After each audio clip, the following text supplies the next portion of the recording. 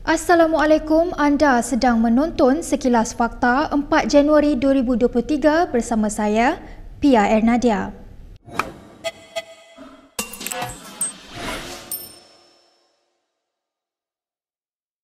Kerajaan akan mengetatkan pemeriksaan kesihatan ke atas pelancong asing berikutan lonjakan kes COVID-19 di negara lain.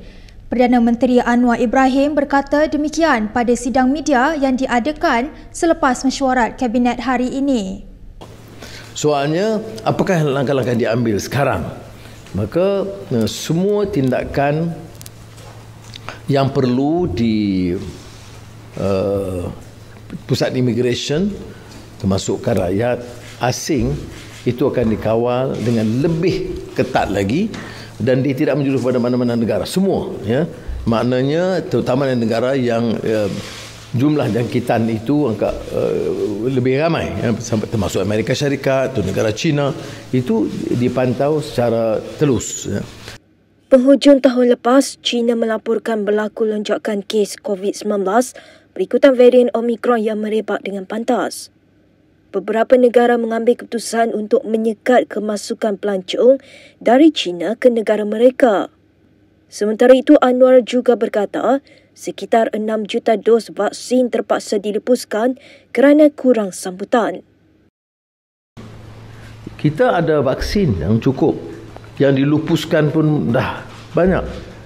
Yang dilupuskan kerana sambutan rakyat itu tidak hangat seperti mana yang berlaku untuk dos pertama dan kedua. Kita ke perkembangan berikutnya. Naib Presiden UMNO Ismail Sabri Yaakob mendakwa dia menjadi mangsa serangan fitnah oleh pihak yang tidak mengenal dosa. Ini selepas dia dikaitkan dengan khabar mengenal langkah London. Dia yang juga bekas Perdana Menteri menjelaskan, sejak berakhirnya pilihan raya umum lalu, dia berdiam diri. Katanya kepada Malaysia kini, ia bagi mengelak dirinya daripada menjadi mangsa sebarang fitnah atau spekulasi. Terdahulu, Ismail Sabri diminta mengulas berhubung dakwaan gerakan rahsia membabitkan cubaan menjatuhkan kerajaan perpaduan. Gerakan rahsia itu didakwa membabitkan beberapa pemimpin politik termasuk dari UMNO. Turut dikaitkan ialah pemimpin Parti Pembangkang. Mereka dikatakan mengadakan pertemuan rahsia di London baru-baru ini dan dituduh sedang mengatur gerakan bagi membuat perjajaran semula politik negara. Mahkamah Rayuan menetapkan 7 April untuk mendengar rayuan Muhammad Yusof Rota. Rayuan itu untuk membatalkan beberapa perenggan dalam pernyataan pembelaan Perdana Menteri Anwar Ibrahim terhadap tuntutan salah laku seksual. Perbicaraan itu adalah berhubung tindakan sivil bekas pembantu penyelidik tersebut terhadap Anwar. Peguam Anwar, Navpreet Singh, mengesahkan kepada Malaysia kini bahawa Mahkamah Rayuan telah menetapkan tarikh pendengaran semasa pengurusan kes semalam. Rayuan Yusof adalah terhadap keputusan Mahkamah Tinggi Kuala Lumpur pada 9 September tahun lalu yang menolak permohonan plaintiff untuk membatalkan perenggan tertentu dalam pernyataan pembelaan Ahli Parlimen Tambun Anwar terhadap tindakan sivil itu. Dalam kenyataan pembelaan Presiden PKR itu, Anwar menolak dakwaan salah laku seksual tersebut sebagai palsu dan rekaan. Permohonan itu adalah berhubung saman dikemukakan Yusof pada 14 Julai 2021 mengenai dakwaan berlaku serangan seksual terhadapnya di kediaman ahli politik tersebut 4 tahun lepas.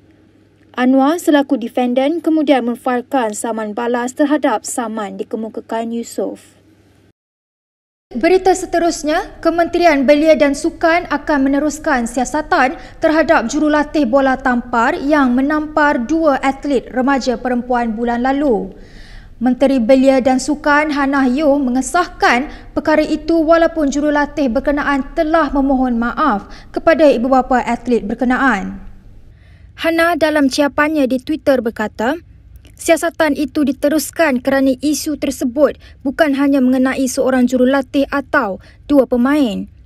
Sebaliknya, kata Hannah, ia merupakan contoh yang akan ditunjukkan oleh kementeriannya dan juga Kementerian Pendidikan untuk generasi akan datang dalam bidang sukan.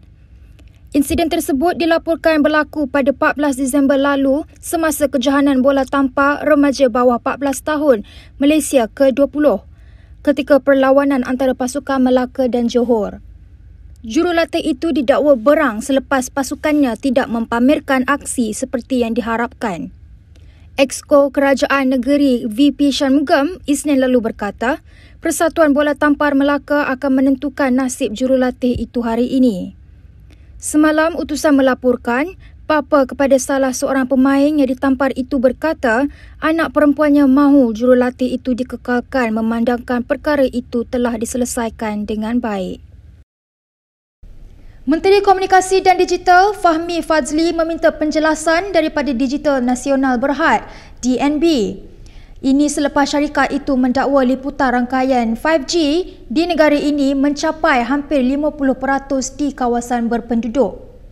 Dalam ciapannya di Twitter, Fahmi membidah syarikat yang diberi mandat untuk melaksanakan rangkaian 5G itu kerana mengeluarkan angka yang tidak disahkan. Fahmi menjawab ciapan penganalisis politik James Chin yang mempersoalkan peratusan liputan rangkaian 5G yang dikeluarkan oleh DNB melalui Twitter. Chin turut memuat tangkap layar artikel kenyataan oleh Ketua Pegawai Eksekutif DNB Nasution Muhammad yang mendakwa liputan rangkaian 5G mencapai hampir 50% di kawasan berpenduduk pada penghujung 2022.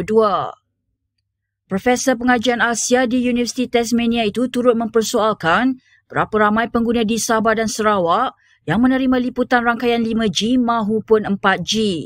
Kerajaan kini sedang mengkaji semula kontrak rangkaian 5G bernilai RM11 bilion yang dianugerahkan oleh DNB kepada gergasi telekomunikasi Sweden Ericsson di bawah kerajaan terdahulu.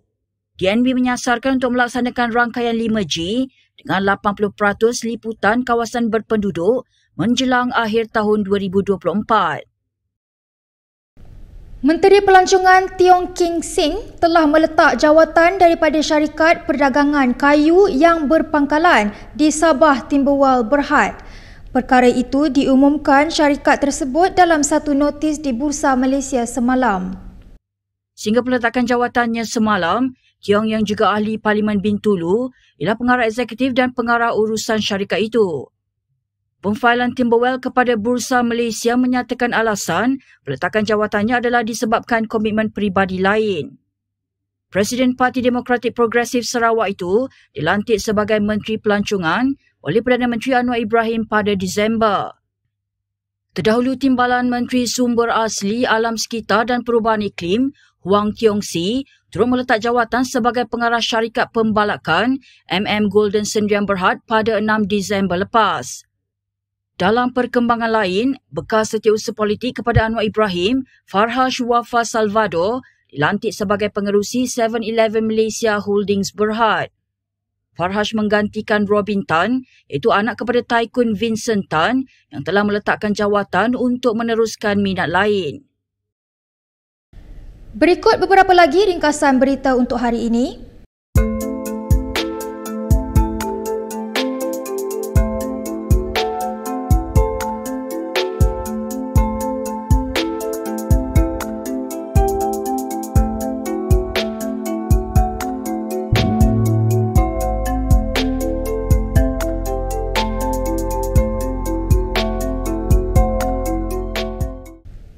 Sekian saja daripada saya, Pia Ernadia untuk Sekilas Fakta. Untuk lebih banyak berita, anda boleh melayari kinitv.com. Anda juga boleh mengikuti kami di Instagram, Twitter, YouTube dan Facebook. Salam hormat dan jumpa lagi.